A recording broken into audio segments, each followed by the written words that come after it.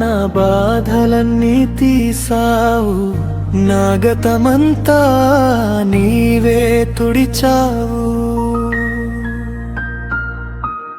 రోగం పాపం అన్నిటి మార్చావు, కొత్త జీవితంలో నన్నడిపించావు. నీరెక్కల నీడలో నాకు నిశ్చింత, నీ సన్నిధిలోనే ఆనందం నిత్యం.